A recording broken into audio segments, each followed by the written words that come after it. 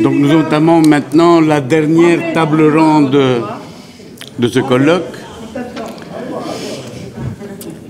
et nous traiterons des réalités de l'antisémitisme en Belgique maintenant, c'est-à-dire d'un point de vue beaucoup plus pratique, d'un point de vue plus de terrain. Pour des raisons pratiques, il y aura un déroulement un peu particulier de notre table ronde. Nous avions prévu initialement de terminer à 17 h. Patrick Charlier, nous l'avions contacté à 17 h, j'ai dit, initialement. Il ne faut pas me perturber. 17h30. Patrick Charlier, que nous avions contacté initialement, dès le début de l'élaboration de ce colloque, il nous avait dit avec plaisir, pour autant que je puisse partir à la fin immédiate de cette table ronde, date limite, parce que j'ai un conseil d'administration d'UNIA dont je suis directeur. On lui a garanti cela. Et puis que voit-il? On termine à 18 h et son conseil d'administration commence. Donc on ne peut pas tenir cette table ronde comme on l'avait prévu initialement.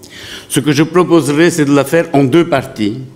On commencera d'abord par UNIA et par Patrick Charlier, qui nous donnera un aperçu de la situation. En deux mots, je présenterai, puis je reviendrai sur la suite de la table ronde. En deux mots, Patrick Charlier, directeur d'UNIA. UNIA, pour nos amis non belges, c'est une institution nationale. En Belgique, il n'y en a pas beaucoup, c'est très très rare, excessivement rare. C'est une institution nationale, mais qui a des compétences interfédérales. Ça, il faut... Pour comprendre encore ce que c'est, parce qu'avec UNIA, ce n'est pas assez clair.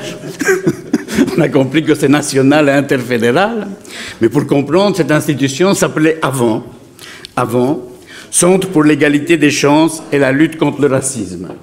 Là, ça devient plus clair. Alors, je vais faire encore juste un peu preuve d'érudition. UNIA en latin, ça veut dire « je réunis ». Voilà. Donc, ceci pour présenter rapidement l'institution.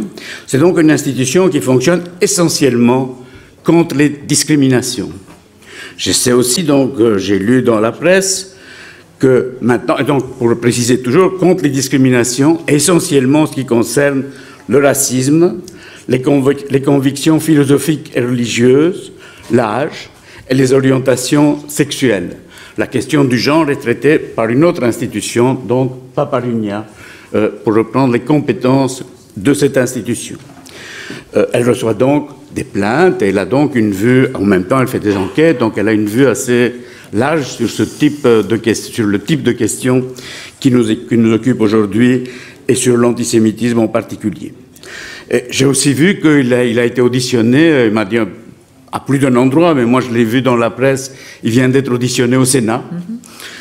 Au Sénat sur cette question, sur la question de l'antisémitisme. Et là, UNIA a proposé de créer une cellule de veille contre l'antisémitisme. C'est la proposition qu'a fait UNIA au Sénat. Voilà donc pour la présentation et pour comprendre quel est le domaine d'activité de Patrick Charlier, qui nous donnera donc une petite présentation en 10 minutes maximum. Vous pourrez poser ensuite quelques petites questions à Patrick et puis nous passerons à la table ronde pour du vrai. Patrick. Merci Théo, tu m'as facilité le travail puisque je ne dois plus présenter. On a trois métiers. On traite des signalements et des dossiers individuels. Je vous donnerai quelques chiffres. On fait des campagnes d'information, de formation, de sensibilisation. Et puis, on remet des avis et recommandations. J'en dirai également un mot.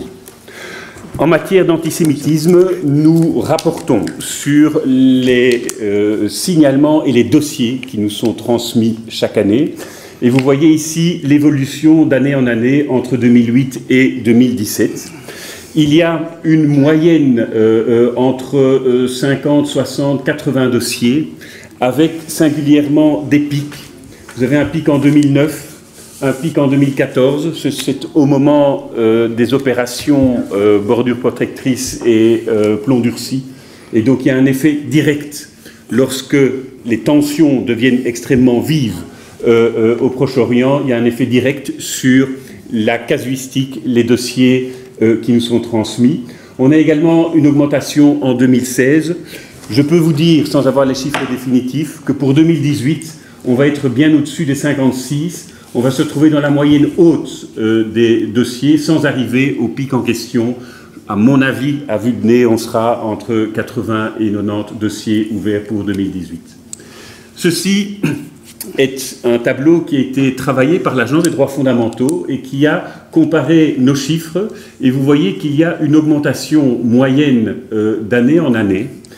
Et ils ont également comparé les chiffres qui sont enregistrés par le site antisémitisme.be, qui a été mis en place par une série d'organisations juives. Et si vous regardez les deux, vous voyez que les pics et les tendances sont plus ou moins similaires. Et donc, une organisation qui enregistre des plaintes pour antisémitisme, avec une légère descente, et 2017, ils ont une descente que nous n'avons pas, en tout cas pas dans ces chiffres-là. Nous avons régulièrement des réunions avec antisémitisme.be pour faire un échange sur le type de dossier, sur le type de cas que nous traitons.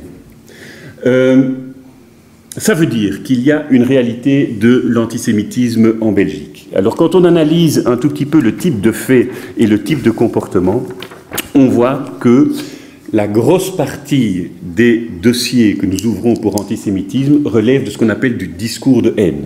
L'incitation à la haine, le négationnisme, ce qui est de l'ordre de la parole, des propos.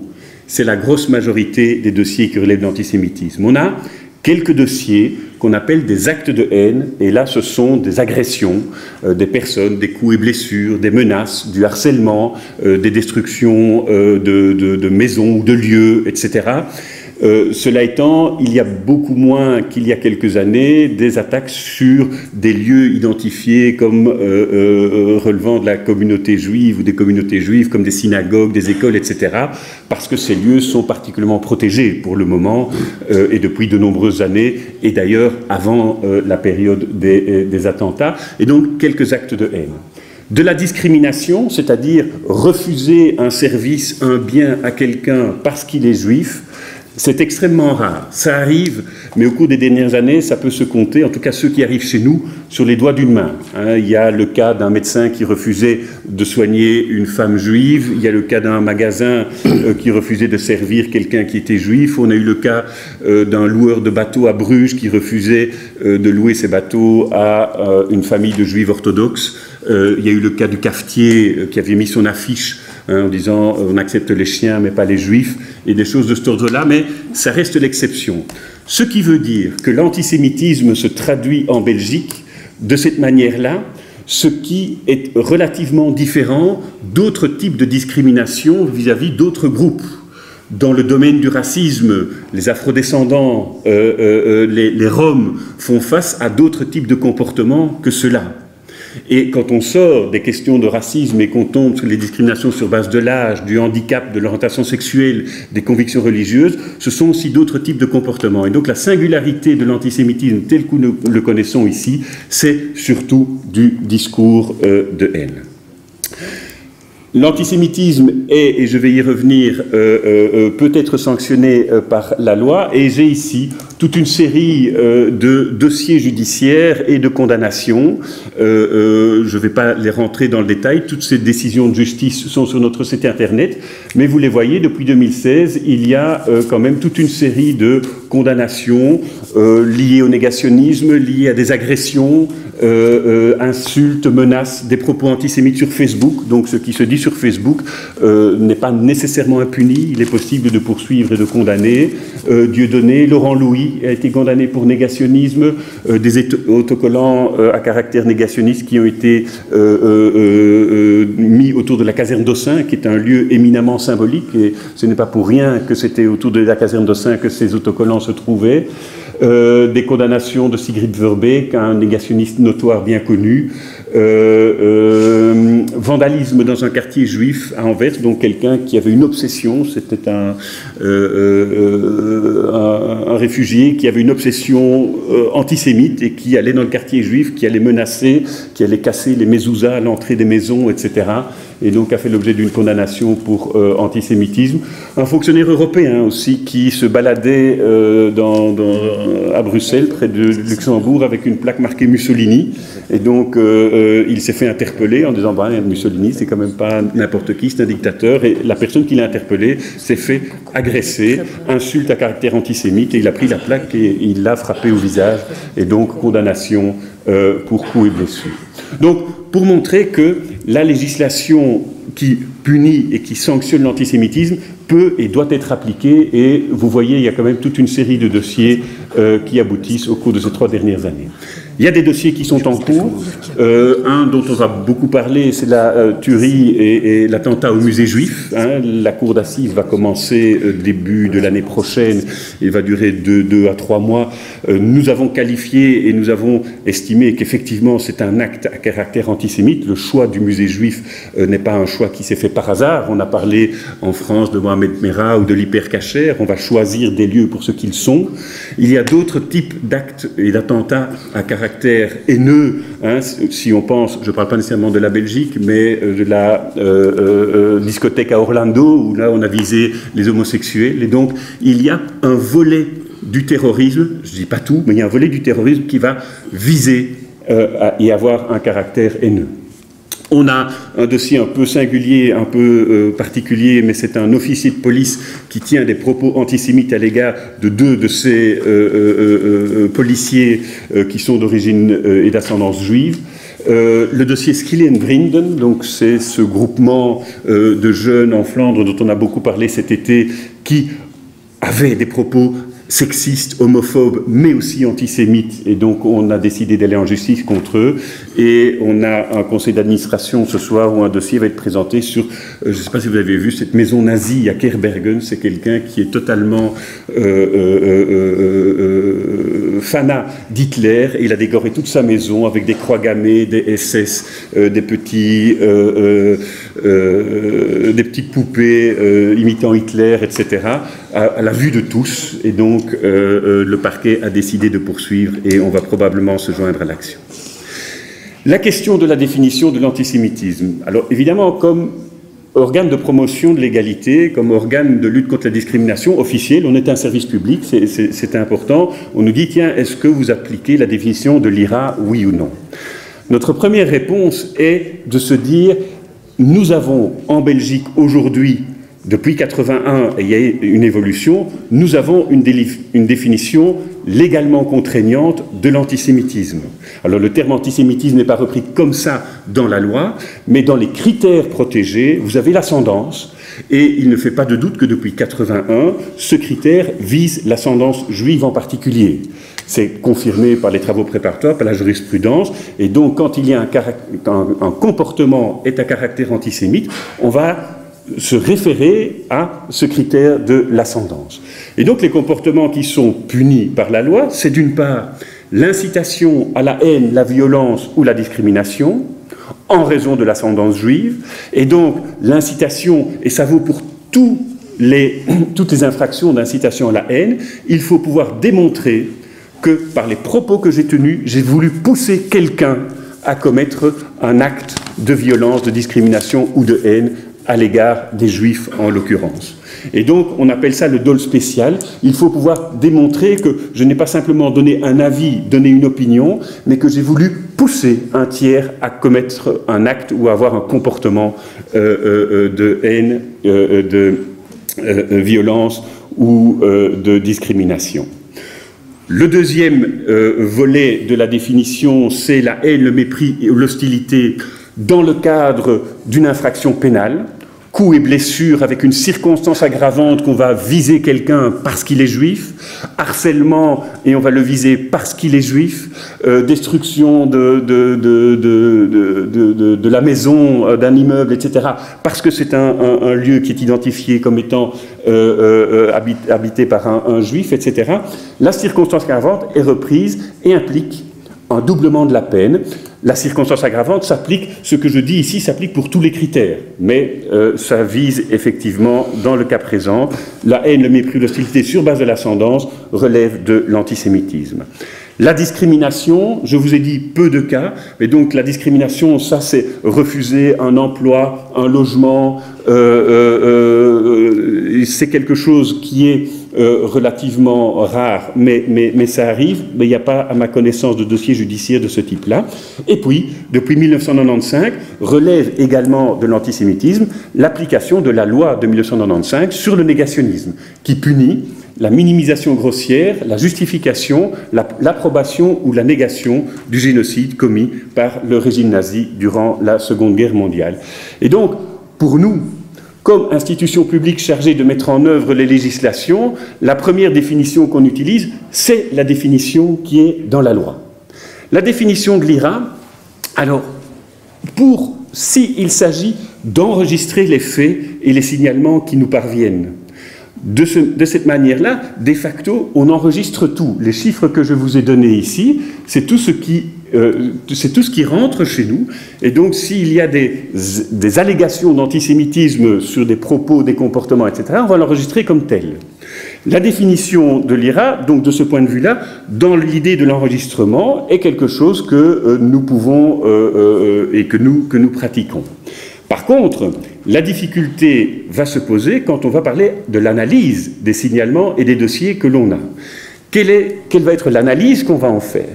Alors aujourd'hui, cette définition de l'IHRA, pour nous, relève d'un défi, parce que jusqu'à présent, dans les législations antidiscrimination, dans ce qui peut recouvrir d'une manière ou d'une autre tout ce qui tombe sous le coup de la définition de l'IHRA, nous, on va renvoyer ça vers différents types de critères. Soit l'ascendance, je vous l'ai dit, et on va parler de l'ascendance quand il est clairement fait référence au caractère juif de quelqu'un, d'un lieu, etc. On va utiliser le critère de la nationalité, qui est aussi un critère prohibé pour lequel la législation interdit toute forme de discrimination. Et pour prendre l'exemple de BDS, nous avons été sollicités à 3 reprises sur des campagnes BDS, sur des actions BDS, en ce compris sur le cercle qui s'est créé ici à l'ULB, en disant « est-ce que c'est quelque chose qui est discriminatoire au sens de la loi ?»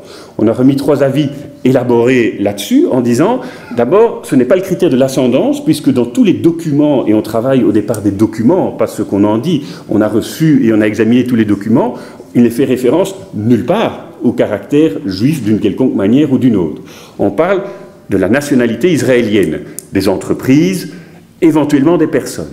Et dans l'analyse qu'on fait, on estime que la campagne BDS n'est pas une forme de discrimination sur base de la nationalité, en pointant un risque lorsqu'il y a la partie sur le boycott académique, où il y a éventuellement un risque de discrimination sur base de la nationalité d'une personne parce qu'elle est israélienne, pourrait être refusée pour un poste, une fonction, etc., uniquement sur base de cette nationalité.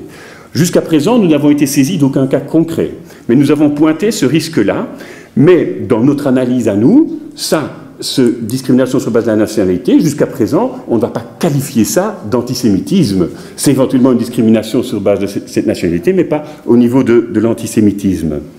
On peut aussi se référer aux convictions religieuses, philosophiques et religieuses.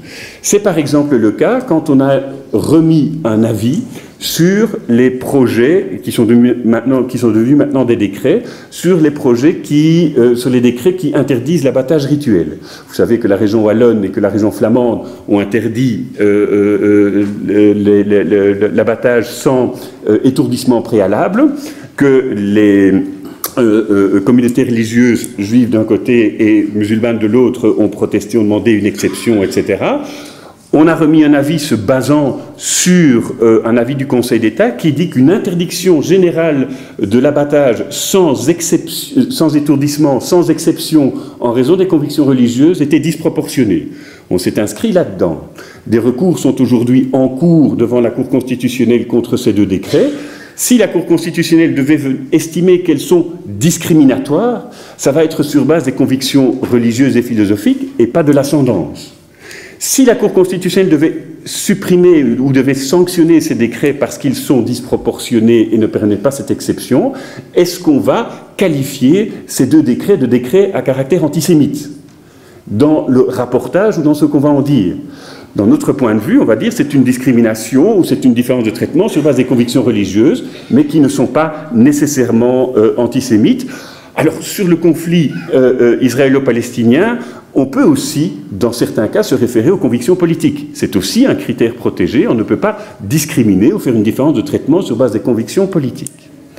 Ce qui veut dire aujourd'hui que dans la casuistique et dans ce que nous avons, et nous avons quand même beaucoup de contacts ou régulièrement des contacts avec certaines organisations juives, comme service public, nous estimons que, je ne parle pas personnellement, mais institutionnellement, nous n'avons ni de mandat, ni d'expertise pour dire quoi que ce soit sur le conflit israélo-palestinien. Ce n'est pas notre job, ce n'est pas notre boulot.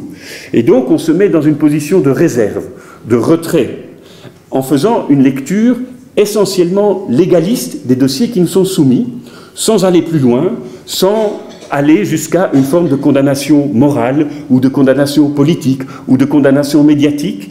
Et donc on ne prend parti pour aucun des protagonistes dans aucun des deux sens. Ce qui nous est reproché, ce que certains d'entre vous vont peut-être nous reprocher. Hein, on nous a dit, certains nous disent qu'on est trop pusillanime, qu'on devrait être plus franc et pouvoir dire, oui, c'est peut-être pas, vous vous cachez derrière la loi, alors qu'il y a des questions qui relèvent de l'antisémitisme. J'ai déjà reçu des accusations que moi-même, j'étais antisémite parce que j'ai cette position de prudence. D'un autre côté, cette position de recul, elle est appréciée par d'aucuns aussi en se disant, bon, ben, ça permet de ramener la question de l'antisémitisme, et ça c'est notre métier, sur ce qui est sanctionné par la loi ou pas, et on ne va pas nécessairement plus loin que ça. Sur la question de la comparaison, parce qu'on est aussi sollicité sur des comparaisons qui sont faites entre Israël, la politique menée par le gouvernement et l'iconographie nazie, hein, que ce soit les moustaches, que ce soit remplacer l'étoile de David par la croix gammée. On a eu comme ça un cas, on a eu l'occasion d'en discuter, on a remis un avis sur une caricature de quelqu'un, d'un caricaturiste qui s'appelle Au Secours, qui avait mis le mur de séparation entre Israël et la Palestine en mettant juste au-dessus Arbeit macht frei. Et cette caricature a obtenu un prix à ce fameux concours qui a été lancé en Iran et a reçu, je ne sais pas si c'est le premier prix, mais enfin il a reçu un prix dans ce cadre-là. Est-ce que c'est une caricature à caractère antisémite? Est-ce qu'elle est contraire à la loi? On en a fait une analyse en se disant, ce n'est pas la question de l'ascendance, ça renvoie à la loi sur le négationnisme. Est-ce qu'on est dans la justification, l'approbation ou la négation? Non. Est-ce que c'est une minimisation grossière? Est-ce que utiliser l'iconographie pour quelque chose où la situation est ou n'est pas la même? Est-ce qu'on est dans la minimisation grossière? À un certain moment, nous, on se met effectivement en retrait et on ne va pas dire oui, il y a une comparaison qui est faisable ou pas. On estime que c'est quelque chose qui n'était pas contraire à la loi. Mais quand on remet un avis, on dit toujours à ceux qui nous sollicitent, vous pouvez saisir la justice, ce n'est pas nous qui décidons. Mais jusqu'à présent, il n'y a pratiquement jamais personne de ceux qui nous ont sollicités qui ont été en justice pour essayer de faire reconnaître comme illégal ce type de propos ou de caricature. Quelques études et recherches. On a fait ici, très rapidement, on a fait une étude sur l'impact du conflit à Gaza sur les questions d'antisémitisme. C'est quelqu'un de la maison qui a fait ça ici, hein, c'est sur la responsabilité de Dirk Jacobs à l'époque. Et puis, avis, recommandations, j'ai parlé de tout ça. Oui, nous demandons effectivement de recréer une cellule de veille antisémitisme qui, jusqu'au précédent gouvernement, s'était mis en place, mais n'a pas été remise en place. Et on a un véritable problème d'enregistrement au niveau des services de police et des parquets qui ne savent techniquement pas enregistrer les faits qui relèvent spécifiquement de l'antisémitisme. La seule chose qu'ils savent enregistrer, c'est les infractions à la loi de 95, mais sur la loi de 81, dans laquelle se trouve le critère de l'ascendance, ils ne savent pas enregistrer et donc ils ne savent pas rapporter. Ce qui veut dire que, quand bien même la Belgique adopterait la définition de l'IRA en demandant aux services de police et au parquet d'enregistrer, techniquement, jusqu'au jour d'aujourd'hui, ils ne peuvent pas le faire. Je termine par la dernière recommandation qui pour nous est importante. La question de l'antisémitisme doit s'inscrire dans la question de la lutte contre le racisme de manière générale et nous demandons, c'est une de nos plus anciennes recommandations, l'adoption d'un plan interfédéral de lutte contre le racisme, la discrimination raciale, la xénophobie et l'intolérance qui est associée. Je vous remercie. Merci beaucoup Patrick. Je n'ai pas voulu t'arrêter parce que c'était véritablement une mise à l'épreuve de la session précédente. Au fond, c'est des notions de la session précédente qui sont lues à travers les grilles d'un organisme public et je pensais que c'était important, mais il n'y aura pas de discussion, il n'y aura pas de questions parce que c'est tout à fait impossible compte tenu de notre timing, mais je te remercie vraiment beaucoup pour cette présentation. Alors, bon conseil. Merci beaucoup, au revoir Patrick. Ton ordinateur. Non, ton ordinateur. Aucune question. Ah, d'accord. Alors, maintenant, je serai plus strict pour la suite, donc il ne s'agira pas de dépasser les 10 minutes. J'ai mal commencé. Voilà. Donc, nous avons maintenant, nous parlons de l'antisémitisme contemporain et on le posera non pas sous forme de débat ou quoi que ce soit, mais à partir d'une part de travaux de recherche, d'enquête, et d'autre part d'intervention pratique, je dirais, d'action pratique. J'aurais proposé de commencer par Marc Elchardus tout à l'heure. Marc Elchardus, donc, est un sociologue, il est professeur émérite à la VUB, et au fond, il peut me corriger, donc comme il commencera à parler, il me corrigera d'office si je dis des bêtises.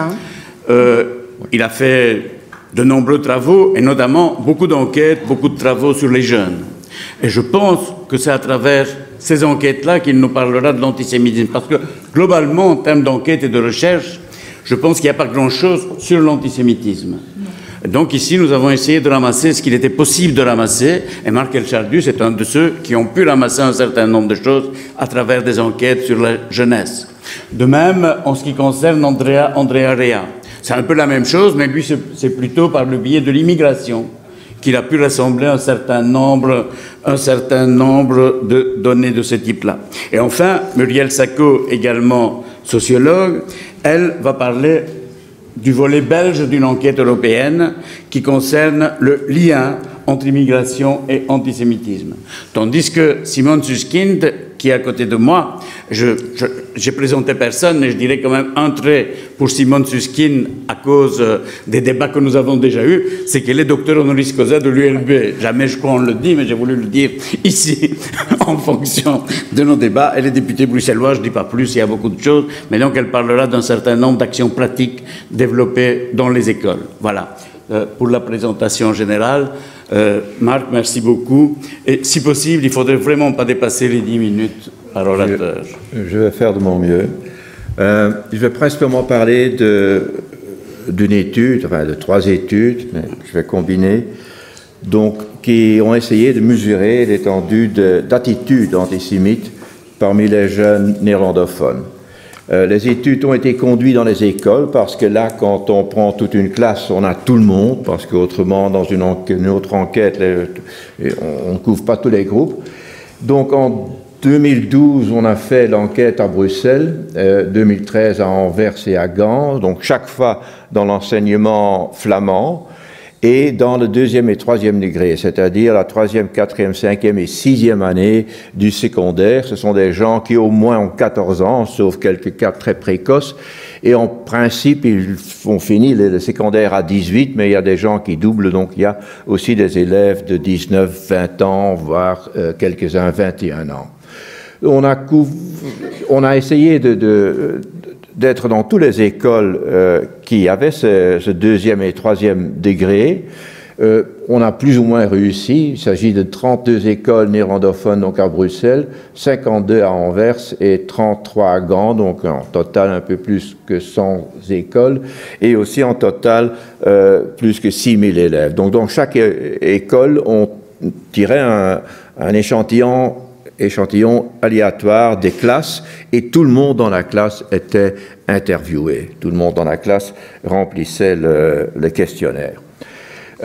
On avait eu assez difficile parce que c'était une collaboration avec l'université de Louvain et de Gand Et ça a été assez difficile d'introduire une échelle sur l'antisémitisme dans ces enquêtes, puisqu'on trouvait que c'était pas un problème. Selon eux, il n'y avait pas d'antisémitisme. Donc, quand on a fait en 2012 l'enquête à Bruxelles, on n'a pu qu'entrer 4 propositions. C'est toujours cette façon qu'on a enquêté sur les attitudes. On soumet une proposition aux élèves et on leur demande s'ils sont entièrement d'accord, s'ils ont une position neutre, et s'ils ne sont pas d'accord ou complètement pas d'accord. Et alors, à Bruxelles, c'était 4 propositions assez classiques, un antisémitisme très classique. Les Juifs se sentent supérieurs à tous les autres gens. Les Juifs sont des fouteurs de guerre et donnent la faute aux autres. Les Juifs veulent dominer tout et quand on fait des affaires avec les Juifs, il faut être particulièrement prudent. Et quand même, on voit que l'accord avec ces propositions tourne autour de 30%. Donc on peut dire que dans l'enseignement néerlandophone à Bruxelles, l'antisémitisme assez prononcé est quand même de presque 1 sur 3, 30%. Quand on a enquêté à Anvers et à Gand, c'était l'année après, on a pu adapter un peu le questionnaire et ajouter 4 propositions, 2 négatives et 2 positives, parce qu'on voulait aussi voir les positifs. C'est une question technique, ça permet de construire une échelle qui est supérieure. Alors on voit par exemple dans le positif, les Juifs on peut faire autant confiance aux Juifs qu'aux autres gens, il y a la moitié qui est d'accord. Les Juifs sont des gens qui travaillent fort, qui travaillent beaucoup, 37% qui sont d'accord. Mais dans le négatif, la meilleure chose est de ne pas avoir du contact avec les Juifs, quand même 17%, et les Juifs ont beaucoup trop d'influence dans ce pays, 18%. Quand on regarde le tableau comme ça, on a l'impression que l'antisémitisme est plus élevé à Bruxelles qu'à Gand et à Anvers, mais ça c'est en très grande partie une fonction de la composition de la population d'élèves. Donc quand on contrôle pour les caractéristiques des élèves individuellement et des écoles, on voit par exemple qu'il n'y a aucune différence au fond entre Bruxelles et Anvers et que l'antisémitisme est un peu moins élevé à Gand. Ces contrôles, j'y reviens, ce que c'est, parce que quand on a commencé à analyser les données pour Bruxelles, on s'est rendu compte qu'il y a un facteur qui faisait une énorme différence. On peut le voir directement quand c'était l'identification religieuse et quand on fait la différence particulièrement entre les non-musulmans et les musulmans. Dans l'enseignement néerlandophone à Bruxelles, dans ces écoles qu'on a enquêtées, 48% des élèves étaient musulmans. Donc c'était presque 1 sur 2. Alors on voit autour de 10% chez les non-musulmans, 4 fois à 500 plus chez les musulmans, donc à peu près la moitié. Deuxième observation qui était importante, quand on a essayé d'analyser quelles sont les caractéristiques des individus ou de leur famille dont ils sont issus, ou de l'école où ils se trouvent, quelle est l'influence de ces facteurs, de ces caractéristiques sur le niveau d'antisémitisme. Qu'est-ce qui fait, qu'est-ce qu'on peut expliquer s'il y a un élève qui n'est pas du tout antisémite ou un qui l'est extrêmement? Quelles sont les caractéristiques qu'il explique? Quand on essaye pour les non-musulmans, on réussit assez bien avec ce que je pourrais appeler les usual suspects, c'est-à-dire les variables qui en général expliquent les préjugés, la xénophobie, la haine de l'autre, etc. Quand on prend ces variables, parce qu'elles sont connues dans la littérature sociologique, on explique 25% de l'antisémitisme, de la variation dans l'antisémitisme à Bruxelles. 25%, ça n'a peut-être pas l'air d'être beaucoup, mais c'est beaucoup dans des modèles pareils. Donc, c'est-à-dire, ces facteurs expliquent en grande partie l'antisémitisme. Donc, l'antisémitisme des non-musulmans fait partie d'une attitude plus générale de préjugés, d'être apte à avoir des stéréotypes, etc.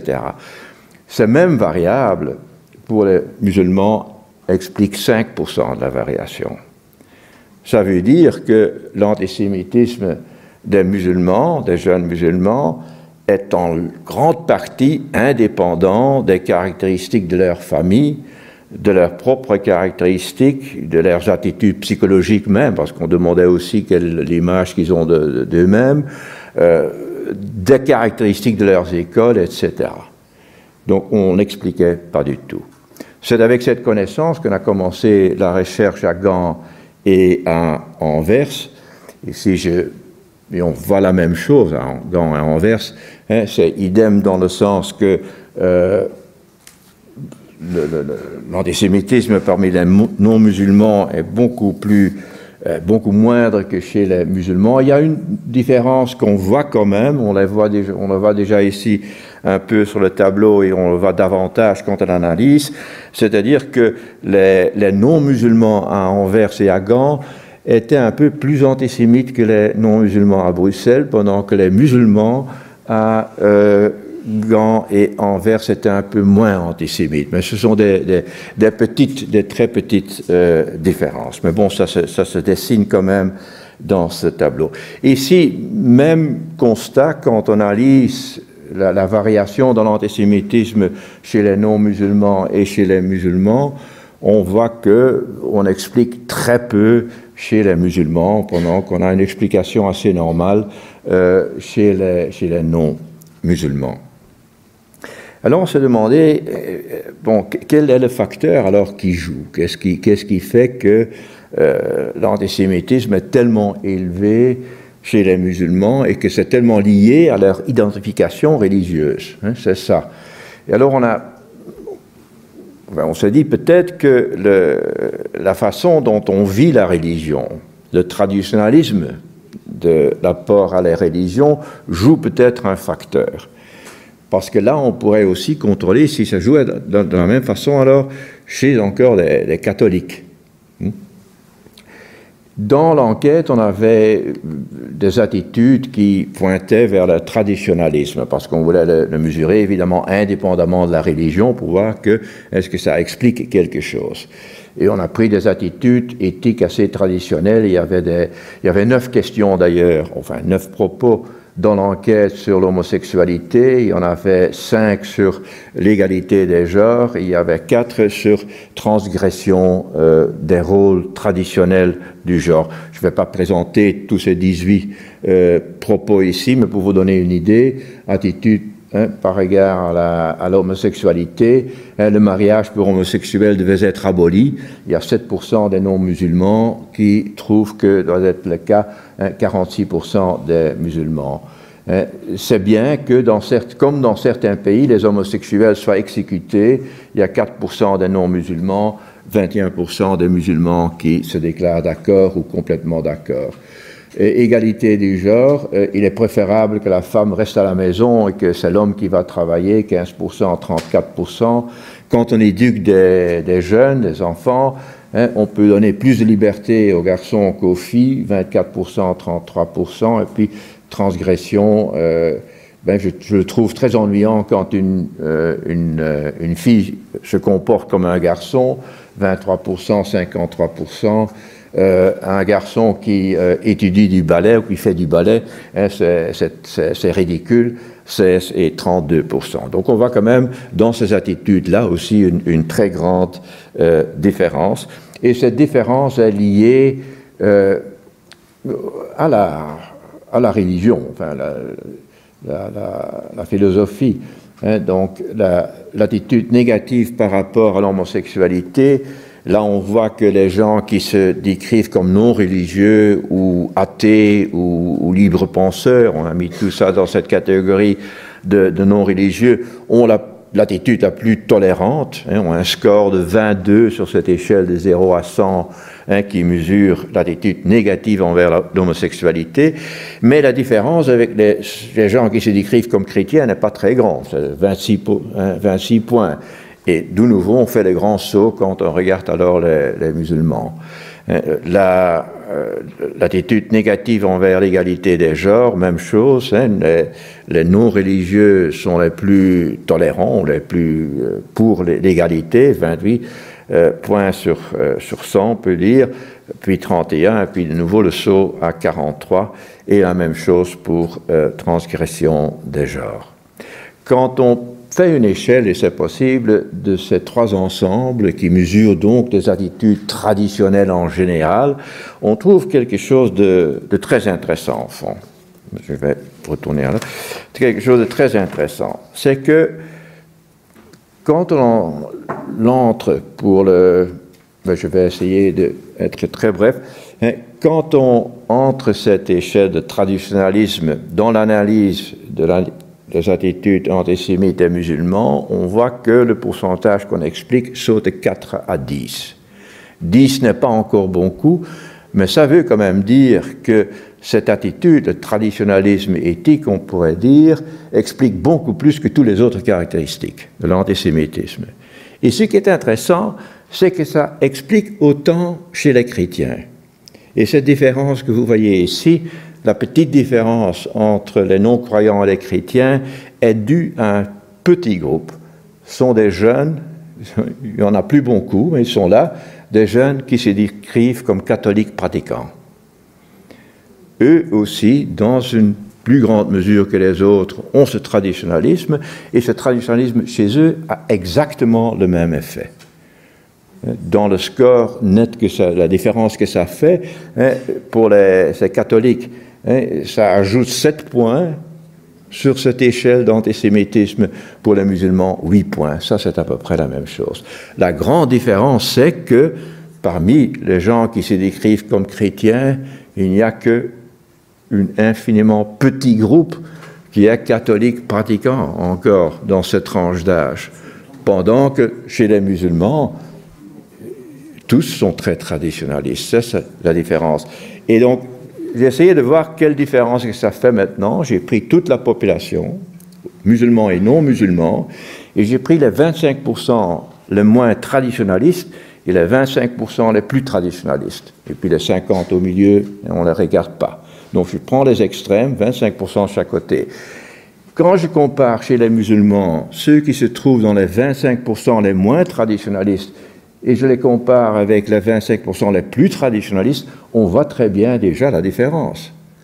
Donc le niveau d'antisémitisme est beaucoup moins élevé chez les non-traditionalistes. Et ça fait quand même, pour la plupart des propos, une grande différence. Mais ça ne couvre pas toute la distance, parce que quand on compare avec les non-musulmans, il reste encore une grande différence entre la première et la deuxième colonne. Donc, pour résumer, je dirais, dans la population non musulmane, 10, 11, 12% d'antisémites, je dirais. Ce n'est pas très inquiétant, puisque dans ces enquêtes, on a demandé aussi la question, est-ce que vous êtes raciste? Il y a 9% qui disent oui, je suis raciste. Donc, c'est 10, 11%, ça fait partie d'une attitude d'intolérance. Mais chez les musulmans, presque 50%, qu'on explique presque pas par les caractéristiques socio-économiques ou autres, ou caractéristiques de l'école, qu'on explique en partie par ce traditionnalisme, mais pas entièrement non plus. Donc on doit conclure qu'il se trouve dans un milieu de communication où on est presque incité à l'antisémitisme. Et il y a dans la recherche quelque chose qui rend ça plus plausible, parce qu'un des facteurs qui contribue aussi, c'est la caractéristique de l'école. Quand il y a une plus grande concentration de musulmans à l'école, le niveau d'antisémitisme de chaque individu musulman monte aussi. Donc ça se renforce. Et ça peut-être explique aussi pourquoi l'antisémitisme est un peu moins élevé à Gand qu'à Bruxelles et à Anvers, puisqu'il y a moins de musulmans à Gand. Dans les écoles à Gand, il y avait un quart des élèves qui étaient musulmans, à Anvers un tiers, et à Bruxelles pratiquement la moitié. Je vous remercie. On continue par quoi? Andrea, tu préfères? 3 minutes, je ne prendrai pas beaucoup de temps. Andrea Rea est sociologue, il est doyen de la faculté de philosophie et sciences sociales et a fait de nombreuses études sur l'immigration. Oui. Très nombreuses. Donc je vais être très bref, je voudrais juste revenir sur l'enquête puisqu'elle a été faite au Germe. Bon, peut-être que je te coupe l'aise sous les pieds sur l'enquête qui a été faite pour le Centre pour l'égalité des chances, donc pour UNIA, qui avait été demandé sur l'émergence de l'antisémitisme à l'époque des événements de Gaza. Et il y a une chose qui est apparue par rapport au débat qu'il y a eu précédemment, c'est que c'est une enquête qui était faite sur l'ensemble de faits qui sont rapportés via la presse. C'était l'enregistrement d'un certain nombre de propos relayés dans la presse.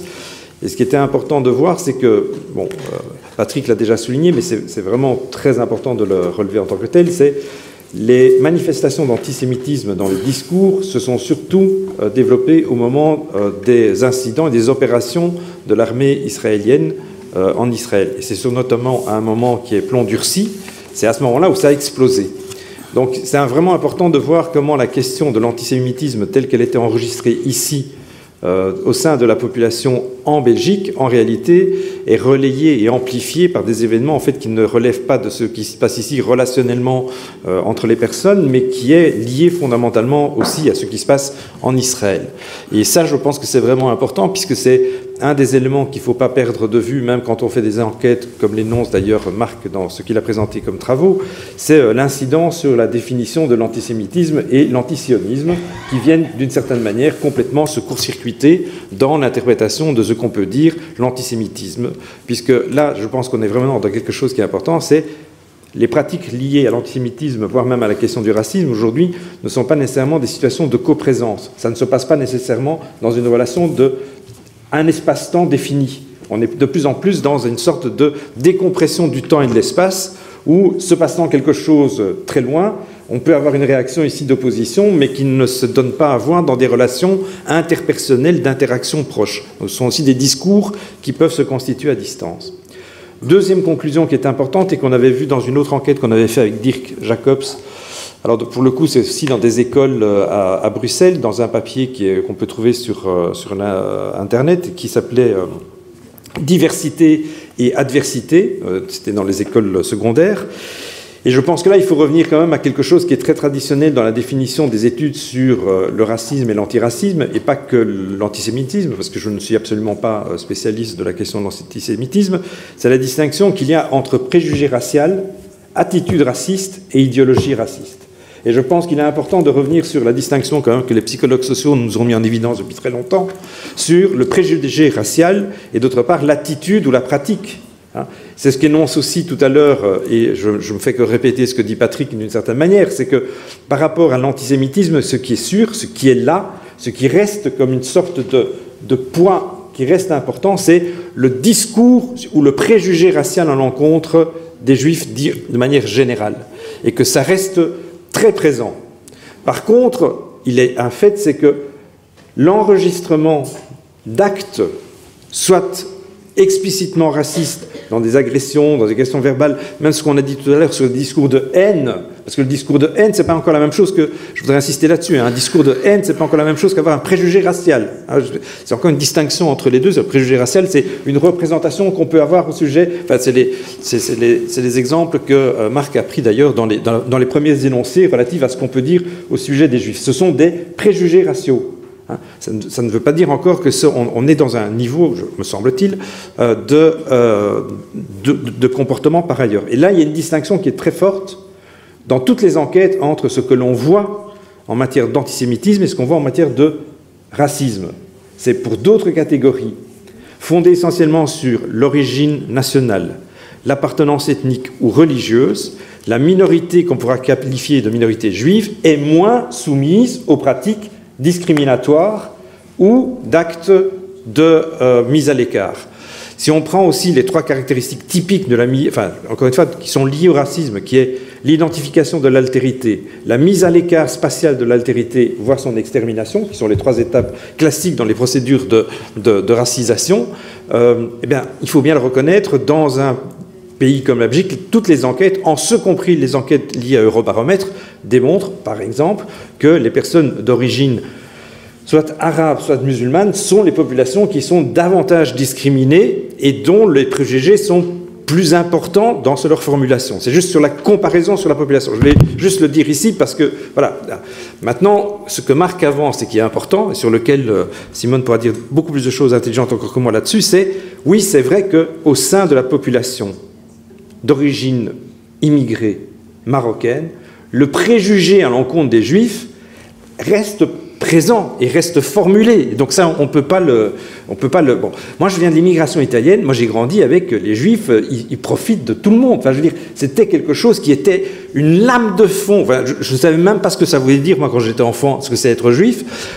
C'était une lame de fond qui était entretenue comme un discours récurrent qui construisait une représentation des populations, mais qui ne traduit pas nécessairement des actes discriminatoires, 2, des pratiques de mise à l'écart, 3, même des discours de haine. Et je pense que là, il faut être attention sur la frontière entre construction d'un discours puissant antisémite, et je pense qu'il existe, voire même peut-être qu'il s'accroît, mais ça, c'est difficile de ne pas le considérer, qu'il y a un lien nécessairement avec la question d'Israël, voire de sionisme, antisionisme, qu'il existe et qu'il est présent au sein de certaines communautés d'origine immigrée, en particulier celles d'origine probablement plus arabe d'ailleurs, que c'est pas musulman, parce que même sur musulman, c'est pas si correct que ça. Je suis pas sûr, dans les enquêtes, on n'a rien qui nous permet de voir aujourd'hui à Bruxelles, parce qu'il y a plus de population de concentration, c'est une différence entre les musulmans d'origine turque ou d'origine marocaine, par exemple. Oh, ce serait intéressant, parce que c'est de voir quel est le sens d'ailleurs de musulmans dans ce cas-là, parce qu'ils sont tous les deux musulmans. D'accord ? Or, ça se concentre, semble-t-il, davantage au sein des personnes d'origine marocaine que turque, d'une certaine manière. Donc là, voilà, je voulais juste mettre ceci en évidence sur la précaution à prendre. Alors, juste pour vous le dire, c'est un thème très délicat et on sait très bien qu'à l'issue des débats qui ont eu à l'ULB au sujet de la présence de Ken Loach qui a reçu les insignes de Ronis Kosa, avec le recteur, il y a eu une demande aujourd'hui de faire et de développer probablement un monitoring d'études sur la question de racisme, antisémitisme, donc en englobant de manière générale, pour ne pas avoir que antisémitisme, mais en ayant un intérêt aussi pour cette question-là auprès de la population étudiante, puisque c'est un objet important à devoir développer, et de le faire aussi au sein d'une population qui est celle de l'université, où l'on sait que la diversité existe, et donc où cette question, bien sûr, se pose peut-être aujourd'hui différemment qu'il y a 30 ans. Mais en même temps, je voudrais insister sur ne pas oublier ce que la recherche nous a appris aussi sur la distinction à faire obligatoirement entre préjugés, attitudes et idéologie. Parce que sinon, on passe chaque fois de l'un à l'autre, et ce n'est pas exactement la même chose qui est mobilisée, et ça ne concerne pas exactement la même chose dans la réalité de tous les jours.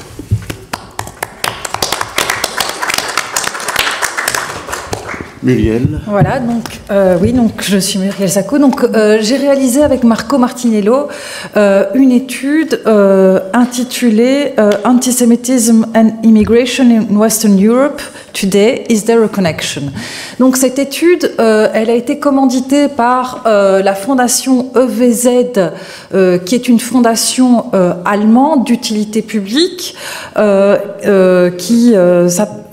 dont la traduction de l'acronyme est Mémoire, responsabilité et avenir, qui a commandité donc cette étude dans 5 pays européens. Cette étude a été réalisée, coordonnée par David Feldman, qui est directeur du Pearce Institute de l'université Birkbeck à Londres.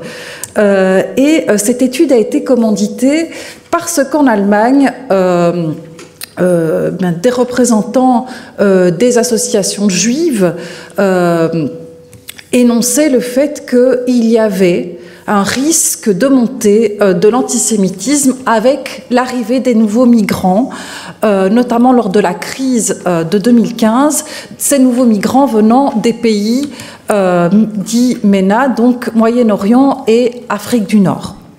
C'est pourquoi, pour avoir une vue de ce phénomène, la Fondation a commandité donc cette étude, non seulement pour l'Allemagne, mais aussi pour voir la situation dans les pays européens où ces migrants arrivaient également. Donc la Grande-Bretagne, cette étude a été menée en Grande-Bretagne, en France, aux Pays-Bas, en Belgique et en Allemagne. Alors, cette recherche, elle a été,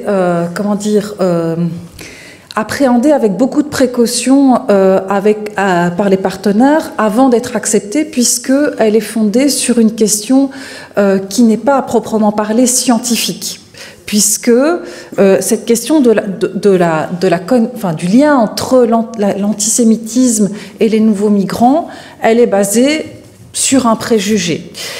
Les partenaires ont néanmoins décidé d'accepter, malgré les réserves méthodologiques assez importante, parce que il semblait à tous les partenaires qu'il y avait la latitude pour pouvoir répondre de façon circonstanciée, quelle que soit la réponse qui allait trouver à cette question à travers l'analyse des données existantes et la réalisation d'entretiens pour une recherche de type exploratoire, puisque c'est une recherche qui a duré, enfin qui a été menée sur un an, mais qui ne permettait pas d'engager des moyens de recherche très importants. Donc c'est bien une recherche exploratoire. Le but de la Fondation et le but des chercheurs qui ont participé, c'est bien de continuer. C'est un début et ce n'est pas une fin. Alors, très vite, en récoltant les données, donc Patrick, notamment les données présentées par Patrick Charlier sur l'antisémitisme, qu'elles viennent d'UNIA en Belgique ou de antisémitisme.be, il s'est avéré qu'avec les données sur les descriptions des personnes qui commettent des actes antisémites, il n'y avait pas de nouveaux migrants. Le premier acte commis par un nouveau migrant sur la période d'enquête, qui a commencé en 2011, est apparu en 2018. Donc, c'est le fait inverse.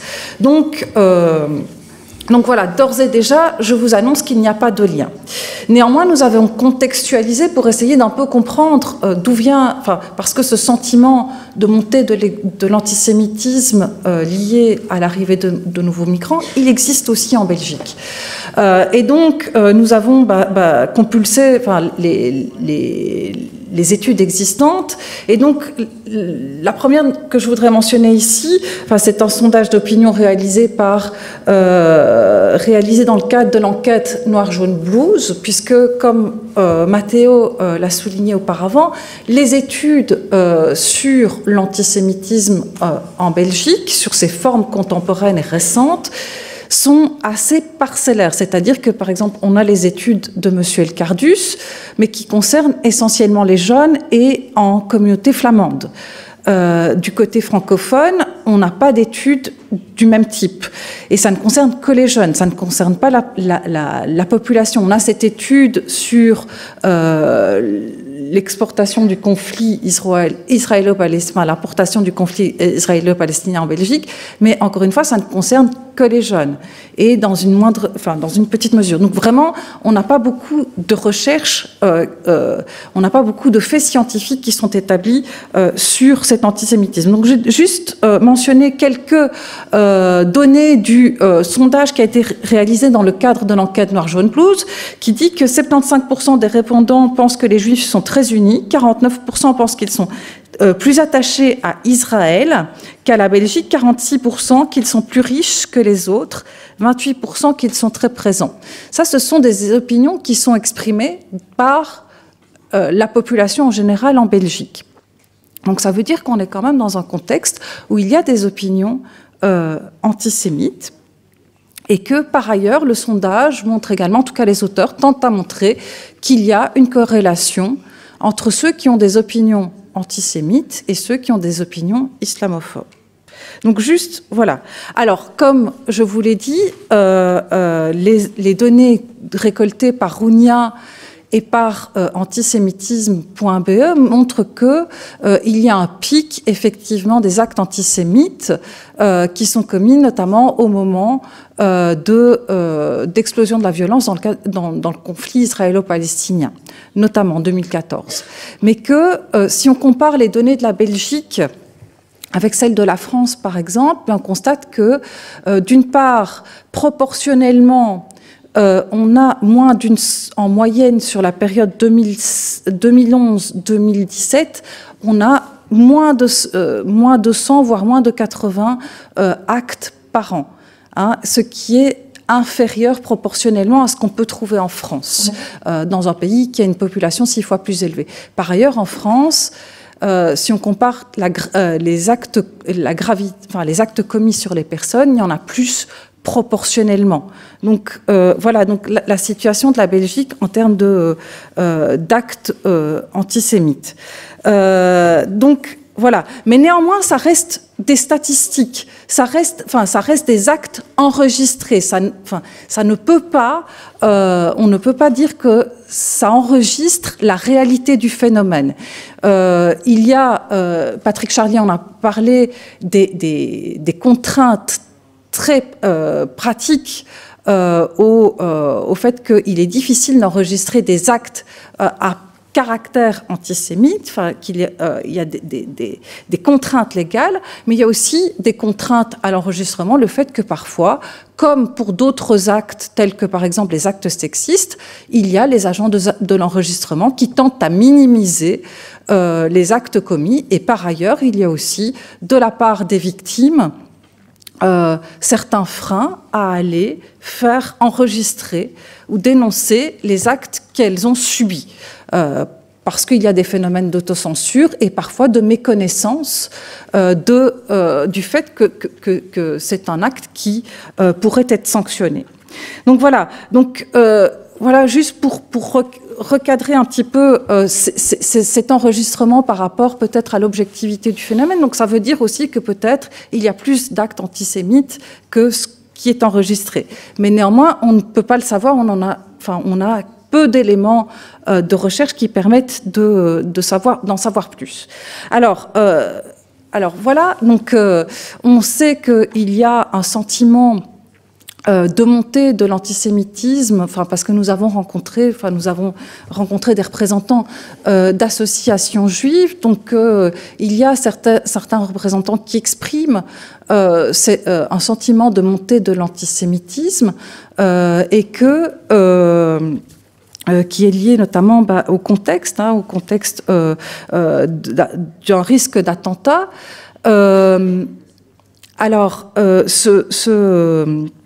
Ce sentiment, il est vérifié aussi, on le retrouve juste dans les statistiques produites notamment par l'Agence européenne des droits fondamentaux au sein de la population juive, puisque par exemple, il y a 34,5% des personnes qui pensent qu'il y a un très gros problème d'antisémitisme en Belgique. Il y en a 42 en 2014 qui pensaient qu'il y avait quand même un problème d'antisémitisme en Belgique, et 19 reconnaissaient qu'il en existait un. Quant au sentiment de montée de l'antisémitisme, il y avait 39% qui pensaient que c'était un très gros problème, 38% qui pensaient que c'était quand même un problème, et 16% qui pensaient qu'il existait. Donc voilà, ce sentiment, il existe dans la population et il produit des effets aussi parce que il entrave l'expression de signes de judaïté dans l'espace public en raison du risque d'atteinte à l'intégrité physique des personnes. Mais néanmoins, je vais reprendre. Néanmoins, on a constaté aussi au cours de notre recherche et des entretiens qui ont été menés, que j'ai menés d'ailleurs, que ce sentiment de montée de l'antisémitisme, il se traduit également, il est également exprimé par rapport à l'arrivée des nouveaux migrants. Et ce sentiment n'est pas partagé par toutes les associations, il n'y a pas un consensus là-dessus, mais ce sentiment existe, et il repose sur le fait que ces nouveaux migrants viennent de pays, Moyen-Orient et Afrique du Nord, qui ont une qui ont une propagande et des politiques, notamment anti-israéliennes et antisémites. Et donc, il y a l'idée que la socialisation des nouveaux migrants ferait qu'ils seraient porteurs d'un antisémitisme d'État qui leur aurait été inculqué notamment dans leur éducation. Et par ailleurs, il y a aussi l'idée que, étant donné que les jeunes issus de l'immigration ici en Belgique et qui vivent dans des quartiers défavorisés, des quartiers sensibles, sont porteurs, ou en tout cas certains d'entre eux sont porteurs de préjugés antisémites et l'expriment à certains égards, eh bien que par transfert, par parallélisme, eux aussi seront porteurs, les nouveaux migrants, de ces préjugés. Voilà. Alors, on a aussi interrogé au cours de l'enquête des personnes qui travaillent avec les nouveaux migrants. Oui, je termine et je dis deux choses. Pourquoi? Parce qu'il est très difficile d'enquêter sur les nouveaux migrants. J'ai essayé, mais le cadre imparti était difficile puisqu'il faut du temps pour investiguer et pour avoir des données qui soient exploitables, hein, des propos qui reflètent au minimum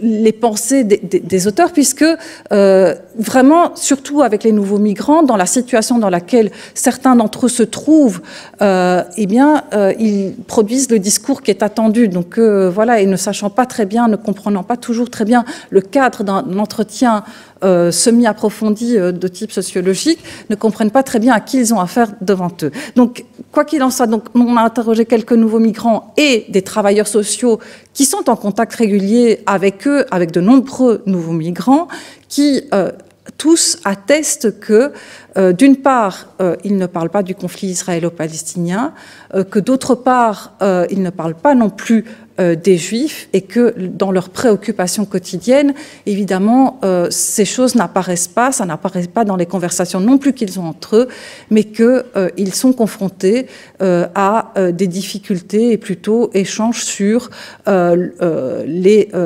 côtés pratiques de leur intégration à la société belge, c'est-à-dire emploi, logement et langue.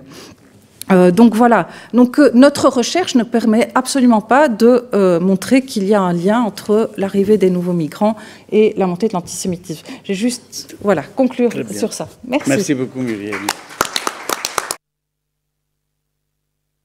Première intervention, celle de Simone Susskind. Cette fois, elle parlera d'action pratique dans les écoles. Tout à fait. Donc on est donc sur un autre registre. Tout à fait. Mais en fait, ce que nous faisons rejoint en fait toutes les analyses qui ont été présentées ici et dans le courant aussi de ces deux journées en fait. Nous sommes partis de la constatation que les résultats que Patrick Charlier a montré que quand il y a une guerre à Gaza, ça explose chez nous. Et donc, nous nous sommes dit, eh bien, nous, il faut qu'on travaille avec les jeunes. Et nous avons lancé ce projet Israël-Palestine pour mieux comprendre, il y a maintenant 5 ans. Le projet est très simple. Il consiste à réunir des lycéens de 5e, parce qu'on veut les avoir pour 2 ans, d'écoles très, très différentes, qui ne se seraient jamais rencontrés. Et nous travaillons avec eux pendant plusieurs mois pour leur montrer que derrière les images stéréotypées qu'ils ont du conflit, et donc des conclusions qu'ils tirent aussi sur leur attitude par rapport aux Juifs aussi, eh bien, c'est beaucoup plus complexe que cela, et nous leur présentons les choses de manière à ce qu'ils puissent avoir une vision plus nuancée, plus riche, plus complexe de ce conflit. Et donc nous travaillons avec eux pendant plusieurs mois, on les réunit, on travaille avec eux sur l'histoire du Moyen-Orient et en particulier l'histoire du conflit. On travaille aussi avec eux sur les stéréotypes, l'antisémitisme, l'islamophobie. On a ajouté maintenant une dimension sur le travail sur les médias et sur les fake news. Et donc on passe avec eux beaucoup de temps. On a toutes sortes d'activités culturelles avec eux aussi. Et puis nous les emmenons pendant une semaine, entre 45 et 50 jeunes avec leurs enseignants, sur le terrain, en Israël et en Palestine, autour de rencontres avec des jeunes de leur âge, des lycéens. Et c'est un voyage qui est vraiment fondateur. La plupart d'entre nous disent d'ailleurs que disent que pour eux c'est l'expérience la plus importante qu'ils aient vécue de leur vie. Évidemment, on a des élèves chrétiens, on a des élèves musulmans en nombre. On a malheureusement très peu d'élèves juifs, et je vais y revenir tout de suite. Et quand ils rentrent de cette expérience, pendant tout ce processus, nous réalisons un film que vous pourrez d'ailleurs, on en a 4, 5 maintenant, que vous pourrez découvrir sur le site de notre association. C'est www.actinmet.org. Ces films sont accessibles sur notre site. Et au début de l'année scolaire suivante, nous les réunissons à nouveau et nous les formons pour qu'ils deviennent des ambassadeurs de leur expérience. Nous leur proposons la formule ambassadeur de nuances, justement, et ils circulent avec leurs films dans des dizaines d'écoles à la rencontre de centaines et de centaines de jeunes de leur âge. Ils présentent leurs films et ils débattent avec eux. Et avant d'en venir sur quelques points sur lesquels je voudrais attirer votre attention, quand nous nous sommes rendus compte de l'impact sur les enseignants qui les accompagnent aussi, qui, eux, ont beaucoup de difficultés à se confronter à toutes ces questions quand il y a un attentat terroriste à Paris ou à Bruxelles et qu'ils sont en quelque sorte interpellés de manière parfois violente par des élèves, ils ne savent pas comment répondre. Quand on parle d'Israël, de la Palestine, du conflit, etc., ils sont vraiment dépourvus parce qu'ils n'ont pas été formés pour se confronter à ces questions. Et donc, nous voyons que les enseignants qui nous accompagnent, qui nous ont accompagnés, sont beaucoup plus à l'aise pour aborder toutes ces questions et continuent le travail de recherche aussi qui leur permet de se confronter à leurs élèves. Et donc, nous nous sommes dit, l'année dernière, nous avons lancé un pilote avec des enseignants. Nous sommes partis avec 25 enseignants bruxellois pendant une semaine en Israël et en Palestine. Nous avons organisé le voyage autour de rencontres avec des enseignants. Et là, à nouveau, on s'est rendu compte de l'impact positif que ce voyage avait eu sur eux.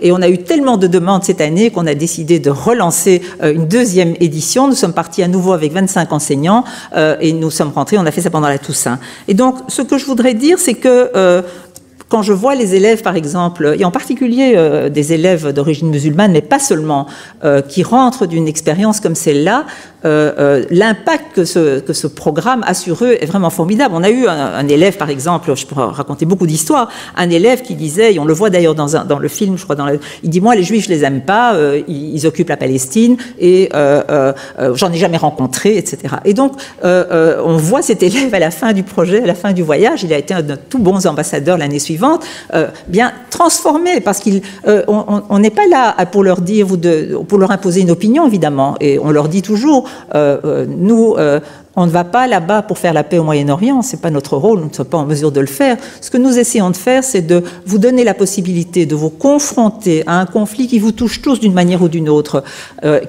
auquel vous êtes tous sensibles d'une manière ou d'une autre, mais pour que d'abord que vous appreniez à vous découvrir les uns les autres, que vous appreniez à vous découvrir jeunes belges, d'origine belge, musulmans, d'origine marocaine ou d'origine africaine, jeunes, on a, comme je l'ai dit, malheureusement trop peu de juifs, et donc ils ont vraiment, c'est pour nous ce qui est important et ce qu'on constate, c'est que ils deviennent des citoyens, c'est qu'ils sont capables de se confronter à une situation, quelle qu'elle soit, et à se faire leur propre opinion. Et c'est ça qui est important pour nous. Nous avons plusieurs élèves aussi, par exemple, parce que maintenant on peut regarder en arrière, qui se sont lancés dans des études de droit humanitaire, qui ont rejoint des associations, qui veulent créer eux-mêmes leur propre association, qui n'est pas nécessairement du tout liée au conflit du Moyen-Orient. Donc l'impact est vraiment, on peut presque commencer à le mesurer réellement. Et on voit l'impact aussi sur les familles. On voit des parents qui au début sont extrêmement hésitants, extrêmement prudents, qui ont peur pour la sécurité de leurs enfants, etc. Mais aussi des parents qui disent, qu'est-ce qu'on emmène mon fils ou ma fille en Israël, qu'est-ce que ça veut dire? On a par exemple des mamans qui nous disent, oui, mais est-ce que, il y a une maman qui m'a demandé cette année d'ailleurs, est-ce que c'est nécessaire que vous emmeniez vos élèves au mur des lamentations? Alors bon, la parole se libère, on peut parler de ces choses. Je dis, oui madame, nous allons évidemment aussi à la mosquée El-Aqsa, et je comprends très bien que pour vous c'est fondamental, mais nous allons aussi au lieu saint catholique, et nous allons aussi voir de la même manière qu'on irait voir l'acropole. C'est simplement, ça fait partie d'un voyage, ça fait partie de ce que nous voulons donner à nos élèves. Ou bien nous avons par exemple, et alors les débats s'ouvrent entre les parents aussi. Une maman qui nous a demandé un jour, est-ce que en Israël nos enfants pourront manger halal? Alors j'ai pas eu besoin de réponse. Il y a une autre maman qui s'est levée et qui a dit, mais évidemment halal et kasher c'est la même chose. Et il y a eu tout un débat sur les différences entre halal et kasher. Et nous avons maintenant pour projet de travailler de former des groupes d'alumni. Nous sommes mieux équipés et nous voulons que nos élèves des générations précédentes aient l'occasion aussi de se retrouver et de partager après quelques années. Certains sont déjà bien engagés dans des études et autres ou même dans une formation professionnelle, et qu'ils aient l'occasion de partager ces expériences entre eux et avec d'autres. Et nous ferons la même chose aussi avec les parents. Donc je suis convaincue, moi, quand je vois les acquis que nous avons eus, que le conflit israélo-palestinien, on l'a assez entendu, a un impact majeur dans nos sociétés, sur les perceptions que les jeunes ont, les familles aussi. Et donc, je crois vraiment que c'est un projet utile, positif, et que nous allons essayer de développer par ailleurs en Wallonie et en Flandre. Merci beaucoup. Merci Simone.